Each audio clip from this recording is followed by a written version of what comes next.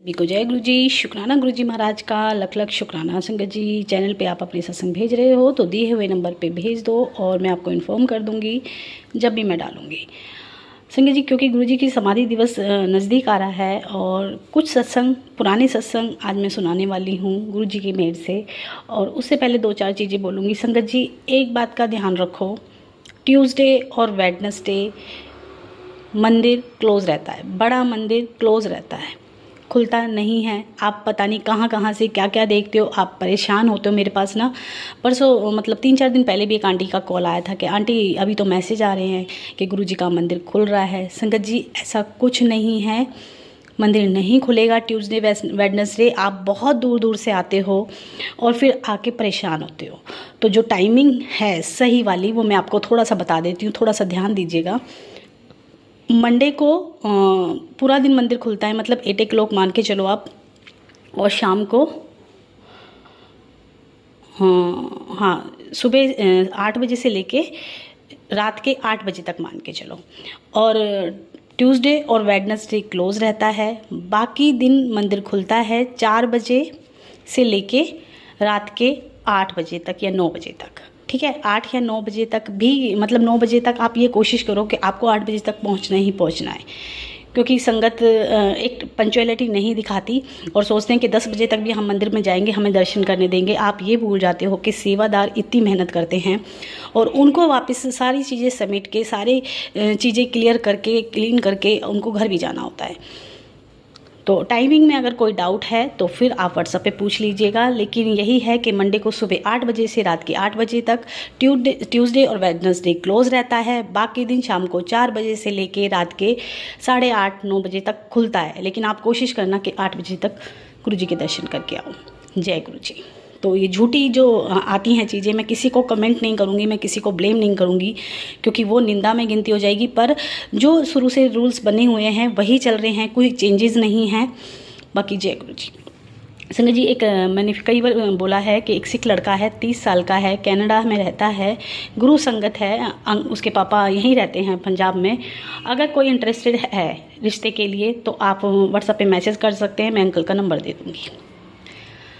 संगत जी, जब गुरुजी चोला छोड़ने वाले थे तो कहते ना, गुरुजी की माता कहती थी कई बार संगत से कि अपने गुरु के लिए ना अरदास कीता करो, मतलब जाप कीता करो। और उसके पास ज़्यादा टाइम नहीं है, वो ज़्यादा लंबी उम्र नहीं लेके आए। तो कहते माँ को तो पहले पता होता है, और रब वैसे भी अपनी टाइमिंग के अनुसार आते हैं, अपनी फ़ाइल खुद बना के आते हैं। जब उनको लगता है कि मुझे जाना है तो वो चले जाते हैं। तो ये एक दिन एक अंकल से भी गुरुजी कहते हैं कि अंकल को गुरुजी ने बुलाया था और अंकल अगले दिन आए थे। तो गुरुजी बातों बातों में कहते कि तुसी कल क्यों नहीं आई। बोले गुरुजी मेरे को वहाँ जाना था। बोले जिस दिन मैं को कहीं जाना होगा ना, मैं जावांगा ना, तो तुसी टकरा मारते फिरोगे दीवारा विच। तो बोले गुरुजी आप पे कितने जाना है। बोले मैं कितने भी चला जाऊँगा, मैं बम्बई चला जाऊँगा, मैं यहाँ चला जाऊँगा। मतलब गुरुजी ने बहुत सारे ऑप्शन दिए कि मैं यहाँ चला जाऊँगा, वहाँ चला जाऊँगा। तो इस बात को लेके बोले नहीं गुरुजी आपने कहीं नहीं जाना। अब वो बात अंकल के दिमाग में क्लिक कर गई कि गुरुजी ऐसे क्यों बोले, और वो भी गुरुजी की मर्जी ही होती है। हम उतना ही सोच पाते हैं जितना गुरुजी हमें सोचने की आज्ञा देते हैं। तो कई बार बैठ के अंकल सोच रहे कि गुरुजी ने ऐसा क्यों बोला। तो गुरुजी ने, जब वो अंकल आए तो कुछ काम चल रहा था मंदिर में, तो अंकल बोले कि गुरुजी तुसी हो ना, जब तक कि ये सब चीज़ें हैं, जब आप नहीं, आपके बिना तो ये मंदिर में कुछ है ही नहीं। तो गुरुजी मुस्कुराए और अंकल लंगर प्रसाद करते हुए, क्योंकि गुरुजी जब तक नहीं करते थे तो पहले भोग लगाया जाता था गुरुजी को। उसके बाद तो जब काफ़ी लेट हो गए तो गुरुजी ने बोलना शुरू किया, सत्संग करना शुरू किया। तो कहते गुरुजी बहुत कम कहते ना प्रवचन देते थे या बहुत कम बोलते थे। लेकिन उस दिन गुरुजी कुछ बोले दिल्ली के बारे में। तो गुरुजी कहते हैं कि दिल्ली की धरती बहुत पापियों की धरती है, बहुत कहते ना बहुत ऋषियों मुनियों का खून बहा है इसके ऊपर। तो यहाँ के लोग क्या है कि लोगों को ना, अगर गुरु ने कुछ दे दिया तो गुरु है, नहीं दिया तो गुरुजी माड़ा गुरु है। तो गुरु जब तक है, जब तक गुरुजी उनको देते हैं, अगर नहीं देते हैं तो गुरु नहीं है। तो गुरुजी बोले कि जब श्रवण था जो अपने माता पिता को दर्शन कराने के लिए, स्नान करा कौन से वो कराने के लिए लेके गया था। तो जब उसने अपने मतलब वो आया दिल्ली के पहले उसमें एंटर करके पहला ही कदम रखा, तो उसके दिमाग में थॉट ये आई कि मैं इनका वजन क्यों ढो रहा हूँ। तो बोले दिल्ली तो इतनी पापी है कि श्रवण जैसे पुत्र को भी बदल दिया। तो उसकी माता कहती है क्या हुआ बेटा? तो बोले कुछ नहीं। बोले कहाँ पहुँचे हैं हम? तो उसने श्रवण ने ना कागड़ी जो जिस पे वो अपने माता पिता को लिए हुए था, उसने वो उतार के कंधे से नीचे रख दी थी। तो बोले क्या हुआ? बोले कुछ नहीं मैं। तो उसने जो बोला तो माता ने रिएक्ट किया और पूछा हम कहाँ हैं? तो बोले इंद्रप्रस्थ बोलते थे जब दिल्ली को। तो बोले कि अभी एक ही। बोले कितने कदम रखे हैं दिल्ली के अंदर? बोले अभी मतलब एक ही रखा है। बोले तो 2 कदम पीछे जाओ। और श्रवण को फिर अपनी बात की कही हुई बात पे पछतावा हुआ कि मैंने अपने पापा को क्या बोल दिया, अपने माता पिता को क्या बोल दिया। तो ये दिल्ली की धरती है जो बहुत ऋषि मुनियों का कहते हैं ना, इसीलिए गुरुजी इसको पवित्र करने के लिए आए थे कि यहाँ लोग रह सकें, बच सके, उनका दिमाग चेंज हो सके। तो गुरुजी हमेशा बोलते थे कि तुसी गुरुजी को अजमाते हो, गुरुजी से कल्याण कराते हो, गुरुजी को अपने हिसाब से। गुरु किसी को नहीं चाहिए, रब किसी को नहीं चाहिए, सबको समान चाहिए। तो एक सत्संग और अंकल ने बताया था। अंकल बोले कि मेरी वाइफ एक दिन, क्योंकि मैरिज एनिवर्सरी थी और कहते हैं ना बिना पैसों के तो कोई फेस्टिवल या कोई एनिवर्सरी कोई बर्थडे होता ही नहीं है। तो बोले मेरी वाइफ जब उठी तो वो बिल्कुल पसीने में भीग रही थी। तो बोले कि क्या हुआ? बोले कुछ नहीं हुआ। बोले गुरुजी आए थे। तो जब वो अपना ड्रीम बताने लगी कि क्या क्या हुआ था ड्रीम में, तो वो बताते हैं कि गुरुजी की सिंपल सी गद्दी लगी हुई थी और एक आके आंटी बैठ गई। तो बोली मैंने उसको बोला कि ये गुरुजी के लिए गद्दी है, तो वो मेरे से लड़ने लगी। उनको उठाया तो दूसरा आके बैठ गया। तो फिर वो लड़ने बोली कि आप हट जाओ, ये गुरुजी के लिए गद्दी है, गुरुजी की चेयर लगाई हुई है, आप इस पे नहीं बैठो। तीसरा फिर उनको हटाया जैसे तैसे, तो तीसरा आके बैठ गया। तो वो इस चीज़ से लड़ लड़ के सबसे परेशान हो गई। तो फिर गुरुजी आते हैं वाइट चोले में और आके अपनी उस चेयर पे बैठ जाते हैं। तो गुरुजी कहते हैं आंटी से कि तू किस किस ना लड़ेगी? आंटी किसी को गुरु नहीं चाहिए, गुरु को सब अपने तरीके से इस्तेमाल करते हैं। सब कोई ये नहीं चाहता कि गुरु ने क्या कहा, गुरुजी को क्या चाहिए, गुरुजी ने क्या बोला। सबको अपने हिसाब से गुरु को ढाल लेना है, सबको अपने हिसाब से चलना है। गुरु के बताए रास्ते पे किसी को नहीं चलना। तो सब मैनू अपने हिसाब नाल चलाएंगे और सब मेरा कहते ना नाम भी उसी हिसाब से लेंगे जिस हिसाब से उनको चीज़ें चाहिए। तो ये सब जब बातें सुनी तो गुरुजी ने फिर आंटी को ब्लेस किया और एक कप दिया और गुरुजी ने उसमें एक सिक्का डाल के बोला कि ये किसी को नहीं दियो। तो गुरुजी उठ के चले गए। फिर दोबारा से सपने में यही होता है कि वो कप उनसे कोई मांग रहा है। तो आंटी ने मना किया कि गुरुजी की ब्लेसिंग है, मैं किसी को नहीं दूंगी। तो गुरुजी सपने के माध्यम से हम लोगों को बहुत चीज़ें सिखाते हैं और जब ये सत्संग हम लोगों के सामने आते हैं ना, तो समझो कि ये गुरुजी की मर्जी है, वो हमें बताना चाहते हैं कुछ कि हम गलतियाँ कहाँ कर रहे हैं। तो आंटी ने नहीं दिया। फिर कईयों ने उनसे मांगा, बोली ये गुरुजी की ब्लेसिंग है, ये मैं किसी को नहीं दे सकती। फिर गुरुजी आते हैं सपने में ही, वापस आके चेयर पे बैठते हैं कि गुरुजी कहते हैं कि ये तेरी ब्लेसिंग है, ये किसी को नहीं देना। फिर गुरुजी एक शिवलिंग के दर्शन कराते हैं। तो अंकल बताते हैं कि कई बार गुरुजी ने उनकी वाइफ को सचखंड के दर्शन कराए, उनको लेके गए अपने साथ और दिखाया कि मैं कहाँ रहता हूँ, देख मैं यहाँ रहता हूँ, यहाँ मैं मेरा वो है, मैं सचखंड में रहता हूँ। सारी चीज़ें गुरुजी ने आंटी को दिखाई और गुरुजी बोलते थे कि मैं जो तैनू दिखाया है ना, वो किसी को मौका नहीं मिलता।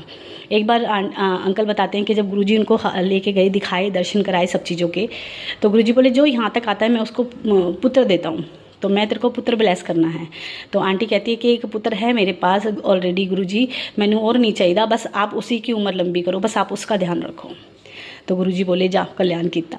तो ऐसे ऐसे सपने। अब ये नहीं कि हम दूसरों के जवाब में अपने वो ढूंढते हैं। अगर गुरुजी को आपको मैसेज देना है ना संगत जी, वो किसी भी तरीके से आपके पास आ ही जाएगा। गुरुजी हमेशा बोलते हैं कि शिव पुराण करो, क्योंकि शिव पुराण गुरुजी का ही रूप है। गुरुजी कहते थे कि मैं साक्षात शिव पुराण में बसता हूँ, और बार बार पढ़ने के लिए जब गुरुजी कहते हैं तो इसका मतलब ये है कि जितनी बार आप पढ़ोगे, जितनी बार आप उसको पढ़ोगे, उतना ही नया कुछ आपको सुनने को मिलता है।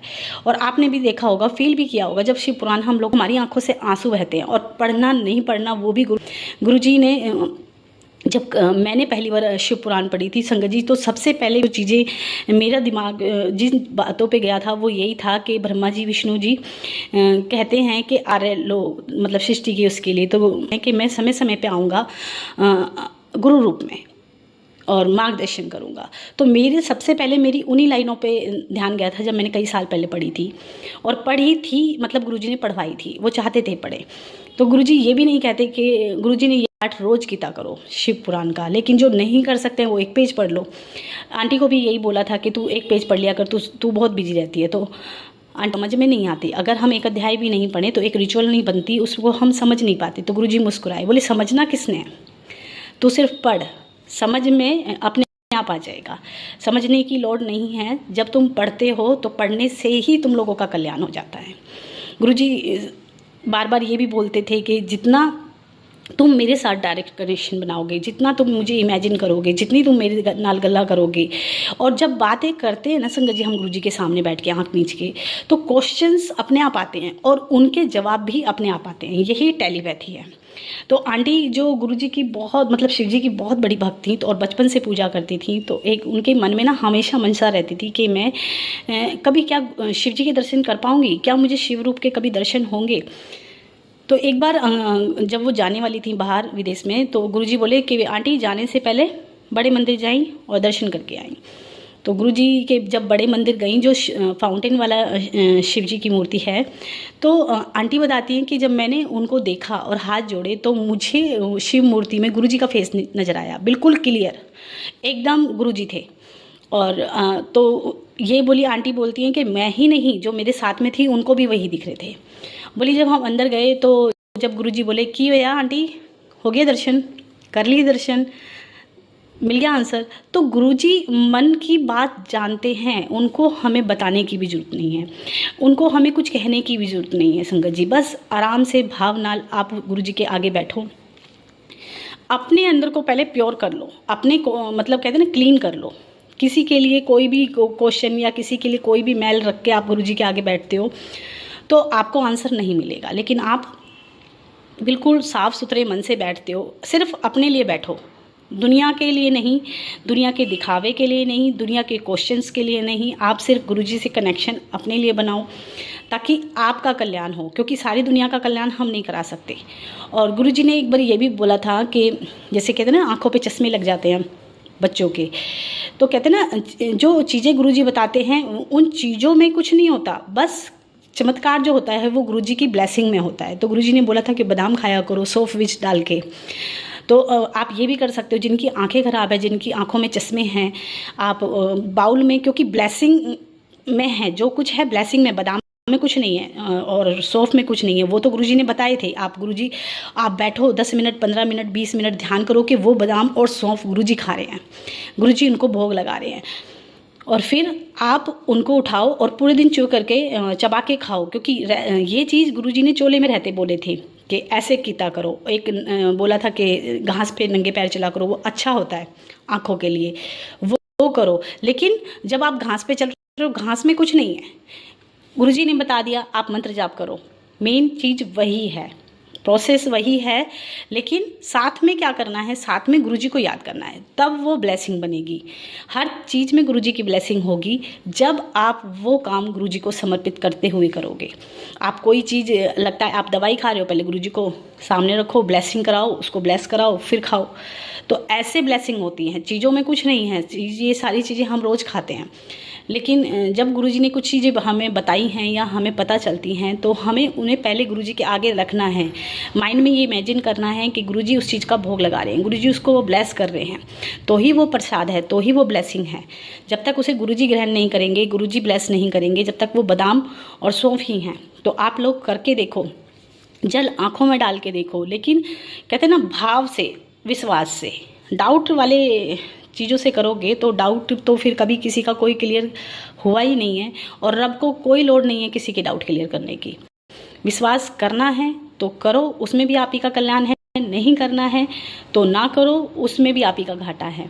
जैसे कि आंटी बताती, कई बार गुरुजी ने उनको दर्शन दिए, कई बार उनको अपने आप ही, कहते हैं ना गुरुजी के चोले छोड़ने के बाद अपने आप मंदिर का गेट खुल जाता है, बड़े मंदिर का, शिवलिंग में से जल वर्षा हो जाती है। और लेज़र की तरह लाइट निकलती है शिव जी की मूर्ति में से, बहुत सारे होते हैं। तो गुरुजी हैं, गुरुजी अंग संग हैं, गुरुजी अपनी प्रेजेंट फील कराते हैं कि मैं हूँ और मैं हमेशा रहूँगा। जो चीज़ आपके हाथ में आई है, गुरुजी हमेशा बोलते थे जो तुम्हारे हाथ में आई है ना वो आपकी ब्लेसिंग है। अपनी हाथ में आई हुई चीज़, अपने हाथ में आया हुआ प्रसाद आप किसी से शेयर नहीं करो, क्योंकि ब्लेसिंग बांटी नहीं जाती है। वही गुरुजी ने उन आंटी को सपने में समझाया था कि जो तुम्हारे हाथ में आ गया वो तुम्हारा है, वो तुम्हारी ब्लेसिंग है, उसको तुम्हें किसी को देना ही नहीं है। जल प्रसाद की बोतल आपको मिली है, एक एक्स्ट्रा मिलती है तो ठीक है, नहीं तो आपको जो बोतल मिली है वो आपकी ब्लेसिंग है। कड़ा प्रसाद जितना आपको मिला है अपना खाओ, अपना किसी को शेयर करने की जरूरत नहीं है। किसी और के लिए लाना होगा ना आपको, तो आप आज्ञा लो गुरुजी से और लेके आओ कि गुरुजी बीमार है, अगर आपकी रजा है तो दे दो। वैसे तो गुरुजी के लंगर प्रसाद वहाँ खाने मात्र से ही